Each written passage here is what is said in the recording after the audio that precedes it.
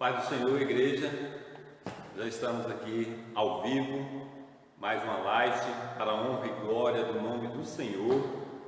Hoje é culto da família. Eu convido você para estar orando conosco. Vamos estar falando com o Senhor Deus, que já se faz presente aqui nesta casa e aonde você estiver também, o nosso Deus está presente. Vamos falar com o Senhor. Grandioso Deus, maravilhoso Pai, diante da Tua presença eu quero Te louvar, eu quero Te bendizer. Santo, santo é o Senhor Deus, Pai de nosso Senhor Jesus Cristo. Obrigado, Senhor Deus, por mais esse dia que o Senhor Deus tem nos concedido. Obrigado, meu Pai, por essa riquíssima oportunidade que o Senhor Deus tem nos concedido. Meu Pai, em nome do Teu Filho amado, eu Te peço a Tua bênção em favor do Teu povo, que tem prazer de clamar pelo Teu nome, que tem buscado a Tua face. A Tua palavra nos ensina, Senhor Deus, que nós devemos clamar pelo Deus vivo. Assim a Tua palavra nos diz: clama a mim que respondeste-eis e anunciaste-eis coisas grandes e ocultas que não sabe. Meu Pai, em nome do Senhor Jesus, venha ser com a Tua casa de oração, onde é que tiver um crente, meu Pai, clamando pelo Teu nome, que o Deus Todo-Poderoso possa responder com fogo. Seja conosco, meu Pai. A Tua palavra nos diz que agindo Deus ninguém impedirá. Age em favor deste povo que tem prazer de estar na Tua presença, meu Pai, que tem clamado por Ti dia e noite. A Tua palavra nos diz que o Deus Todo-Poderoso, Ele ama aqueles que os buscam e os buscam de madrugada, não somente de madrugada, mas aqueles que têm prazer em estar diante da Tua face, meu Pai. Seja com a Tua igreja, meu Pai. Senhor, eu Te peço a Tua bênção em favor desta nação, que tem passado por esses caos, Senhor Deus. Muitos desses momentos, Senhor Deus, estão aprisionados nas suas casas, querendo Te cultuar na Tua casa de oração, meu Pai. Mas nós sabemos, Senhor Deus, que o Deus Todo-Poderoso, Ele ouve o clamor do Teu povo, que hoje não vai ser diferente, meu Pai, através dessa live, que estamos pelo Facebook, que o Deus Todo-Poderoso vai responder com fogo a oração do Teu povo. Faça a diferença, Senhor Deus, no nosso meio, meu Pai. Abençoa poderosamente, Senhor Deus, aqueles que têm prazer de clamar pelo Teu nome. É o que eu Te peço em nome do Senhor Jesus. Amém, aleluia. Glória a Deus. Vamos estar lendo a palavra do Senhor nosso Deus no livro de 2 Crônicas, capítulo 7. 2 Crônicas, capítulo 7. Vamos ler apenas 3 versículos. O versículo 13, o versículo 14 e o versículo 15. Diz assim a palavra do Senhor nosso Deus: se eu cerrar os céus e não houver chuva, ou se ordenar os gafanhotos que consumam a terra, ou se eu enviar a peste entre o meu povo, e se o meu povo que se chama pelo meu nome, e se humilhar, e orar, e buscar a minha face, e converter dos seus maus caminhos, então eu ouvirei dos céus e perdoarei os seus pecados e sararei a sua terra. Agora estarão abertos os meus olhos e atentos os meus ouvidos à oração deste lugar. Aleluia! Glória a Deus! A palavra do Senhor Deus, no versículo 13, o Senhor Deus, Ele deixou bem claro que Ele está no controle de todas as coisas. Queira o homem ou não, Deus, Ele está no controle de todas as coisas. Ele diz assim: se eu cerrar os céus e não houver chuva, ou se ordenar os gafanhotos que consumam a terra, e se eu enviar a peste entre o meu povo. Esta palavra ficou bem clara que o nosso Deus, Ele está no controle de todas as coisas, como eu disse aqui. Você se lembra quando o profeta Elias, ele orou e por 3 anos não houve chuva sobre a terra? E o Senhor está falando aqui, se ele cerrar os céus, e ele usou o profeta Elias, e durante 3 anos e 6 meses não houve chuva sobre a terra. Depois o homem de Deus, ele foi lá e orou novamente, e o Senhor Deus, ele mandou chuva sobre a terra. E se o Senhor Deus enviar uma praga de gafanhotos? Nós já vimos essa história aqui também. Lá no Egito, Moisés orou e Deus enviou a praga dos gafanhotos sobre a terra. E o que o servo do Senhor Deus fez? Ele orou e Deus mandou um vento fortíssimo e mandou os gafanhotos para o mar vermelho. E se o Senhor Deus, ele enviar a peste sobre a terra? Nós estamos passando por uma situação desta. Hoje em dia, esse Covid-19 é uma peste no meio desta nação. Muitas nações estão passando por essa peste. Mas o Senhor Deus, no versículo 14, ele diz assim: e se o meu povo, que se chama pelo meu nome, se humilhar e orar e buscar a minha face e converter-se dos maus caminhos, então eu ouvirei dos céus e perdoarei os seus pecados e sararei a sua terra. Neste versículo 4 ficou bem claro que quando eu faço a minha parte, Deus faz a dele. O Senhor Deus, ele colocou aqui 4 condições para o homem: humilhar. Literalmente, falar de humilhação é eu considerar o meu próximo superior a eu mesmo.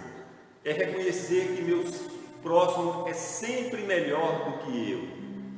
É reconhecer que eu, independente da situação, da condição, eu sempre tenho que perdoar o meu irmão. E a oração, ele falou, a segunda condição aqui é orar. O que é orar? Orar é falar com Deus. E nós sabemos que nós servimos um Deus fiel. A palavra de Deus diz que a oração de um justo pode muito em seus efeitos. Ou seja, se eu me humilhar, se eu orar, com certeza Deus, ele vai ouvir a minha oração. E buscar a minha face. O que é buscar a face do Senhor Deus? É perseverar na oração, é orar sem cessar, é estar em espírito de oração o tempo todo. Ou seja, eu estou na igreja, eu estou em espírito de oração, eu estou na minha casa, eu estou em espírito de oração, eu estou no trânsito, eu estou em espírito de oração. Isso é orar sem cessar. E por último, se converter. Se converter dos seus maus caminhos. O que é se converter dos maus caminhos? Não dar lugar ao diabo, não dar brecha ao pecado. José do Egito, ele nos deixou um grande exemplo. Quando a mulher de Potifar quis ter relações com ele, sabe o que ele fez? Ele correu do pecado, ele passou de lá. Então, Deus colocou essas 4 condições.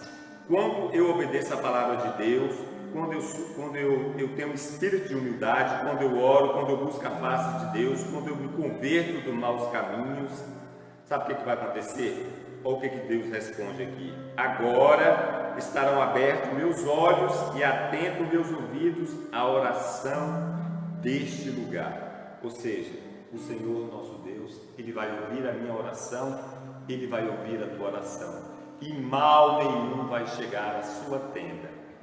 Que o Senhor Deus, esta noite, ele possa falar conosco poderosamente através dos louvores, através da tua santa palavra que vai ser ministrada esta noite aqui na casa do Senhor. Vamos estar adorando ao Senhor Deus em cântico da harpa cristã. O pastor está com oportunidade.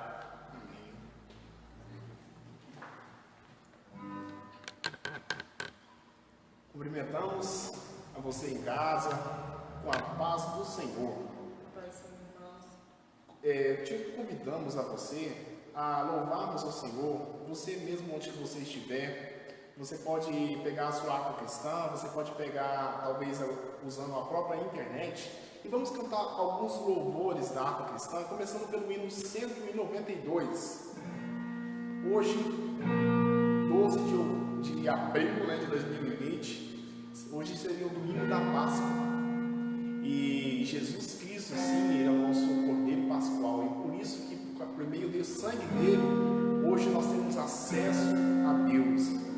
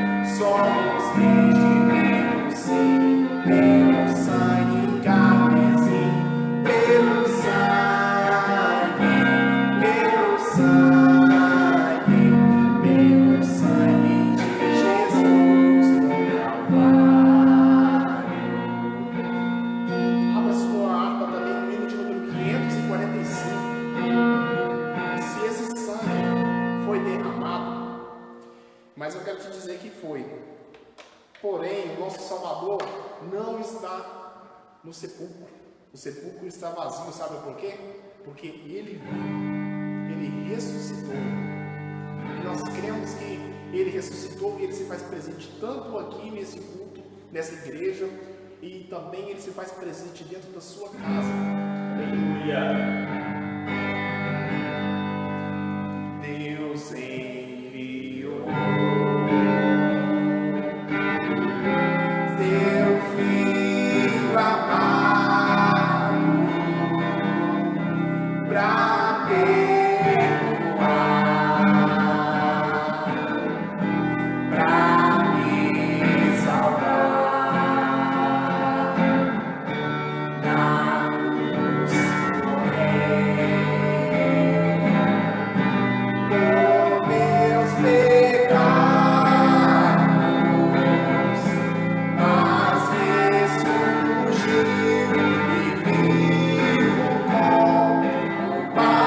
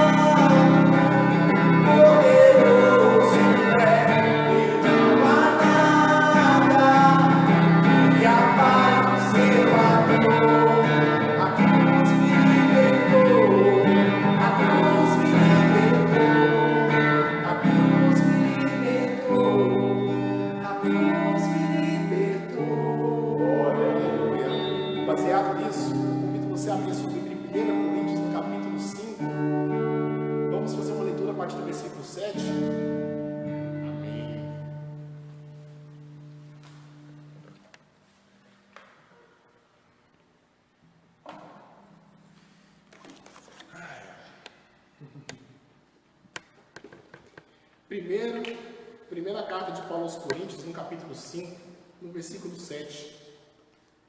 Hoje, como sabemos, é um domingo pascual. E baseado nisso, nós queremos trazer à memória aqui o grande e maior sacrifício daquele que, por meio dele, hoje nós temos acesso ao Pai. 1 Coríntios, no capítulo 5, versículo 7. Diz assim a palavra do Senhor: livre-se do fermento velho, para que sejam massa nova e sem fermento, como realmente são, pois Cristo, nosso Cordeiro Pascual, foi sacrificado. Eu queria que você tivesse uma ênfase nessa parte B, porque Cristo, o nosso Cordeiro Pascual, foi sacrificado. Aonde que você estiver na sua casa, eu te convido você a estar orando aqui comigo agora. Senhor, nosso Deus e Pai, eis aqui a Tua palavra, Deus. Eu te peço que o Senhor esteja falando aos nossos corações, não aquilo que eu quero ouvir, ou que talvez os telespectadores querem ouvir, mas aquilo que nós precisamos ouvir, Pai. Por isso que eu te peço, fale conosco no nome do Senhor Jesus. Meus queridos, quando nós falamos sobre cristianismo, tem a palavra-chave e fundamental que sempre vem à memória, de todas as demais religiões, ou talvez outras seitas, vão colocar como a palavra-chave e a palavra central a carne e o sangue. Hoje é o domingo de Páscoa. Hoje, dia 12 de abril, estamos hoje nessa simbologia querendo representar um momento muito especial, que tanto no Egito foi aonde que o Senhor usou Moisés, como está escrito lá em Êxodo, capítulo 2, versículos 5 a 7, onde que ele orientou a Moisés a pegar cordeiro, a pegar um cabrito e imolar aquele animal. E aquele animal que deveria não ter nenhuma mancha, deveria ser um macho de até 1 ano. E eles, pegando aquele sangue, eles eram colocados através do sangue sobre os portais e sobre os umbrais das casas, nas vergas do povo de Israel. Então o sangue aqui, em Êxodo, no capítulo 12, ele simboliza que Deus estava trazendo àquele povo segurança, estava libertando, livrando eles do anjo da morte. Então, desde aquele momento, o povo de Israel comemora, o povo de Israel, eles festejam o momento da Páscoa. E baseado nisso, eu quero te dizer que sem derramamento de sangue não há liberação de pecado, como está escrito em Hebreus 9, versículo 22. Eu preciso que você entenda que desde quando o pecado entrou no mundo, teve que acontecer o sacrifício para encobrir os nossos pecados. Não é à toa que no Pentateuco, também Moisés, ele é orientado por Deus a colocar algumas regulamentações para que o povo se apresentasse perante a Deus. E entre eles estava pegar o animal e fazer dele expiação.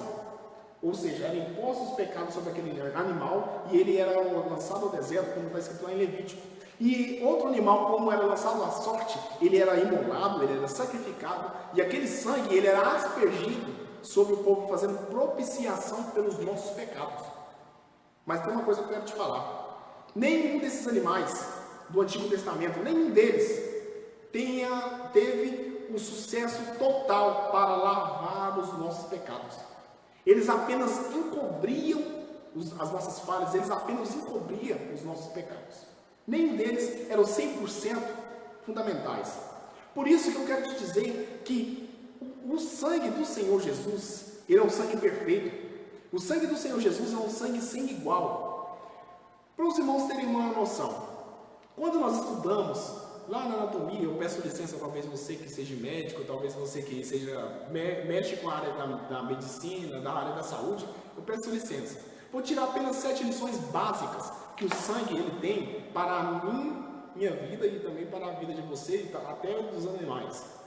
Primeira coisa que eu quero trazer para os irmãos é: o sangue, ele é vida.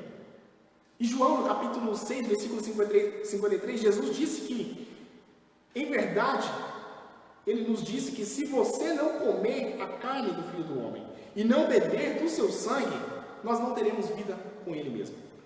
Eu quero te dizer primeiramente que o sangue de Jesus, ele traz para mim e traz para você vida. Efésios, no capítulo 1, quando Paulo escreve essa carta aos Éfesos, ele fala e ele orienta aquele povo que antigamente nós estávamos mortos, mas por causa do sacrifício de Jesus Cristo na cruz do Calvário, nós agora estamos vivificados para com ele. Eu quero te dizer que o sangue de Jesus, ele é a representação da vida da igreja. Segunda coisa, o sangue de Jesus também, ele dá um diagnóstico. Penso eu que você deve ter feito algum exame laboratorial e vai concordar comigo no que eu vou dizer. Quando se faz um exame laboratorial e é tirado o nosso sangue, ali o especialista ele começa a observar o técnico. Ele vê o que eu preciso de nutriente, o que você precisa de nutriente.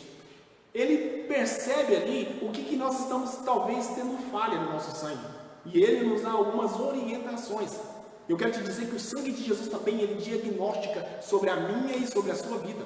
Tanto é que em Apocalipse, no capítulo 2, no capítulo 3, Jesus, quando ele passeava pela igreja, lá nas 7 igrejas da Ásia, ele dá diagnóstico sobre aquela igreja. O interessante é que às vezes eu penso que eu estou bem de saúde, mas quando é tirado o meu sangue e é colocado através de um exame laboratorial, que eu descubro a verdade. E assim como era aquela igreja, ela mesmo se analisava, ela dizia: não, eu estou bom. E Jesus falava assim: você que se pensa que está bom, você não está bem. Você que se acha viva, você está morta. Você que acha que você está fraca, não, você está forte. Eu quero te dizer que o diagnóstico não vem por mim, mas vem daquele que, por meio dele, corre o sangue da igreja. Terceira coisa também, o sangue, ele é a principal via de transporte de nutrientes.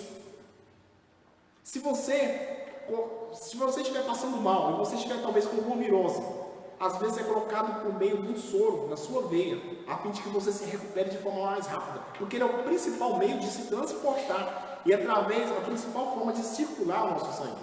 Olha o que está escrito em Efésios capítulo 2, versículo 13. Mas agora em Cristo, vocês que antes estavam longe, foram aproximados mediante o sangue de Jesus. Eu quero dizer que você pode estar longe, mas o sangue de Jesus te aproxima do altar dele. O sangue de Jesus faz com que você que estava lá longe, ele vem te trazendo para que você esteja mais perto, mais aproximado dele, que fique caminhado na presença dele. O sangue de Jesus, ele é o principal meio de transporte. Por isso que eu digo, eu não sei onde você está, talvez nesse território nacional esteja nas extremidades, talvez nem esteja no Brasil, mas o sangue de Jesus, ele traz nutriente aqui para Brasília, ele traz aí para a sua casa e ele traz para toda a sua família. Independentemente de onde você esteja, o sangue de Jesus é um sangue circulatório e ele traz vida. E é através desse sangue, de uma forma onipresente, ele vem trazendo a nós os nutrientes que eu e você precisamos como corpo de Cristo. Quarta coisa, o sangue de Jesus também, ele me apresenta uma função, assim como o sangue no nosso corpo, uma função respiratória. Se não fosse isso, nosso sangue coagularia. Por isso que eu digo que a igreja passou por muitos anos. Tem mais de 2000 anos que nós, como igreja, nos reunimos, e tem mais de 2000 anos que, como igreja, nós dizemos que Jesus Cristo é o Senhor. E eu quero dizer que por mais de 2000 anos, esse sangue não parou. Porque se esse sangue tivesse parado, ele tinha coagulado e essa igreja tinha morrido. Um sangue que para, consequentemente, ele vai coagular. Eu quero dizer que o sangue de Jesus, ele também é vida. E ele traz sempre essa função respiratória, onde que os glóbulos vermelhos na medicina trazem os nutrientes e os brancos é a plaqueta, a proteção. E o sangue de Jesus, ele faz com que circule isso para todo o corpo, trazendo vida e trazendo saúde para a sua igreja. Quinta coisa, tem uma função nutritiva. Tanto é que quando você vai doar o sangue, depois de doar o sangue, eles oferecem ali um lanche para você reforçar o seu sistema imunológico. Sabe por quê? Você perdeu nutriente. E quando se perde nutriente, quando se perde sangue, e lá na doação de sangue, consequentemente, você se alimenta para que o seu corpo tenha vida, tenha força. O sangue de Jesus também, ele é a força da igreja. Ele é a força da minha vida e ele deve ser a força da sua vida. Sexta coisa, o sangue no ser humano tem a função excretora. Assim também como o sangue de Jesus, ele tem a função excretora. Olha o que está escrito em 1 João, capítulo 1, versículo 7. Se porém andarmos na luz como ele na luz está, temos comunhão uns com os outros. E o sangue de Jesus, o seu Filho, nos purifica de todo pecado. Qual é essa função excretora? Ele limpa todo o pecado do corpo. Se eu como ou se eu absorvo de alguma forma algo que não é sadio para o meu corpo, o sangue ele expele. Ele, através do suor, eu vou colocando tudo que é impureza do meu corpo. Assim também é com o sangue de Jesus. E eu acho magnífico, como está escrito lá em Isaías capítulo 1, versículo 18. Os nossos pecados, eles podem estar brancos, os nossos pecados podem estar vermelhos como um carmesim. Eles podem estar vermelhos como escalar. Mas o sangue de Jesus, irmãos, esse sangue faz com que lava-nos e nós ficamos purificados. Ficamos brancos como uma lã, ficamos brancos como a grande neve. Eu quero dizer que o sangue de Jesus tem essa função excretora e o sangue de Jesus tem a função imunitária. Olha o que está escrito em 1 João, capítulo 5, 18. Sabemos que todo aquele que é nascido de Deus não está no pecado. Aquele que nasceu de Deus o protege e o maligno não o atinge. Se você tem o sangue de Jesus nos seus portais da sua casa, você deve festejar porque você está imune do maligno. E ele não tem autoridade sobre a sua vida. O maligno, ele não tem poder sobre você, porque você está vestido e revestido com o sangue do Cordeiro. Mas olha aqui o que eu quero dizer para os irmãos. Em Gênesis, no capítulo 22, Abraão está subindo ao Monte Moriá com seu filho. E o interessante, Está lá no versículo 7, versículo 8. Isaac disse para o seu pai: pai, Abraão disse: sim, meu filho. Pai, tem uma coisa que eu tenho observado. As brasas e as lenhas, elas estão aqui. Mas uma coisa eu tenho reparado. Aonde está o cordeiro? Você conhece essa história? Quando os dois estão oferecendo o sacrifício e Deus está colocando à prova a fé de Abraão. E Abraão sobe ao monte para sacrificar o seu filho. Mas ele sabia que Deus haveria de trazer a ele a providência. O que Deus diz para ele? Meu filho, o cordeiro de Deus proverá. Meu filho, o cordeiro para o holocausto, Deus vai prover. Eu acho magnífico que no versículo 7, no versículo 8 de Gênesis 22, está me dizendo que nessa poesia aqui da vida, havia a promessa do cordeiro para a salvação ali de Isaac. Mas olha o que está escrito no versículo 13. Quando eles chegaram ali, quando Abraão ia oferecer o sacrifício ali, de repente o anjo para e fala: não, para, ordena para que Abraão parasse. E ele para. Quando Abraão olha para trás, não tinha um cordeiro, tinha um carneiro. Não são animais iguais. Na conversa anterior, no versículo 7 e no versículo 8, está falando assim: pai, cadê o cordeiro? E Abraão diz: o cordeiro Deus proverá. Porém, quando eles chegam lá, não tem cordeiro, mas tem carneiro. São animais completamente diferentes. E esse mesmo cordeiro que nos umbrais, nos portais da minha e na sua casa está derramado sangue, esse é o cordeiro pascal que está escrito lá em 1 Coríntios 5, versículo 7. Pois Cristo, nosso cordeiro pascual, foi sacrificado. Olha que coisa mais magnífica, olha que coisa mais importante. Se você observar em João capítulo 1, versículo 29, João estava ali no meio do povo e de repente o povo estava conversando com ele e ele fala para o povo: eis ali o Cordeiro de Deus que tira o pecado do mundo. Entre Abraão não teve cordeiro, teve um carneiro, mas teve a providência. Mas ali, João estava apontando para aqui, se falando ali: eis aí, chegou o Cordeiro de Deus. Por mais de 2000 anos, o Cordeiro de Deus veio. E no Apocalipse, no capítulo 5, versículo 12, diz que com grande voz, todos os seres lá no céu, diz: digno é o Cordeiro que foi morto, de receber o poder e riquezas e sabedoria e força e honra e glória e ações de graça. Eu quero te dizer que o Cordeiro Pascual, ele foi morto. Mas eu quero te dizer que os cravos não seguraram ele. A cruz não o segurou. A morte não o segurou. Pilatos não pôde condená-lo. E nem Herodes pôde segurá-lo. Eu quero dizer que o túmulo não pôde segurar esse cordeiro porque ele ressuscitou. Não há alguém aqui debaixo da terra, não há ninguém na terra, nem acima da terra, que está numa autoridade maior que o nome dele. E esse sangue desse Cordeiro Pascual, ele nos purifica de todo o pecado. Você pode estar passando um temor na sua casa. Você pode ter medo, e todos os dias você é bombardeado, você está vivendo uma Páscoa como você nunca viveu, mas eu quero te dizer que o sangue dele está sobre os umbrais da minha e da sua vida, e se o sangue dele está sobre nós estamos resguardados por intermédio dele, porque ele tem autoridade sobre a vida, ele tem autoridade sobre a natureza, ele tem autoridade sobre a morte, ele tem autoridade sobre as enfermidades. O castigo que estava sobre nós, por meio dele, ele levou e ele nos restaurou para com o Pai. O véu se rasgou e hoje nós temos acesso a esse grande Cristo. Por isso que eu quero te convidar você a cantar um corinho conosco, a cantar um louvor, porque nós somos gratos a Ele, porque grandes coisas Ele tem feito para conosco.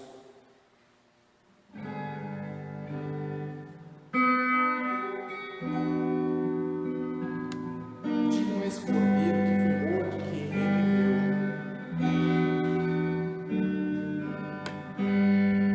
Graças eu te dou, Pai,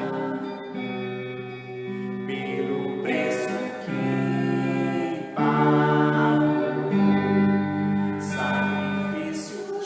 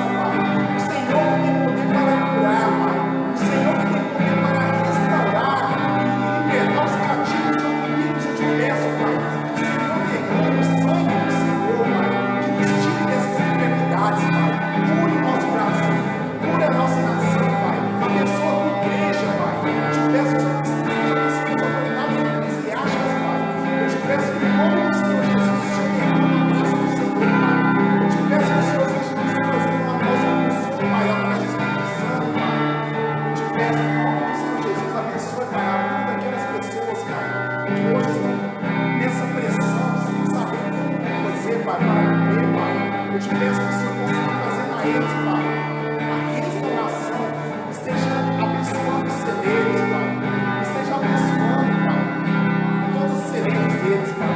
Eu te peço para a vida dos autônomos, eu te peço que o Senhor possa abençoar a vida também dos itinerantes, Pai, que vivem por meio da tua obra, Pai, derrama as bênçãos, toca sobre eles, Pai, abençoe, Pai, a todas as autoridades, Pai, a todas as pessoas que têm trabalhado ali no meio da medicina, contra esse Covid-19, Pai. Eu te peço, derrama as bênçãos do Senhor sobre o nosso Brasil, sobre o executivo, legislativo e judiciário. Derrama a bênção do Senhor sobre o nosso presidente, Pai. Abençoe as nossas nações vizinhas, Pai. Abençoe, Pai, a Ásia, a Europa, a América. Eu te peço que o Senhor derrame, Pai, a bênção do Senhor, o sangue do Senhor sobre essas nações, Pai. Que o Evangelho seja proclamado, Pai. O sangue do Senhor que pode estar atravessando as barreiras, Pai, e trazendo-nos mais perto do Senhor. Eu te peço que o Senhor derrame a bênção do Senhor. Que o sangue do Senhor seja sobre eles, Pai. Eu te peço em nome do Senhor Jesus.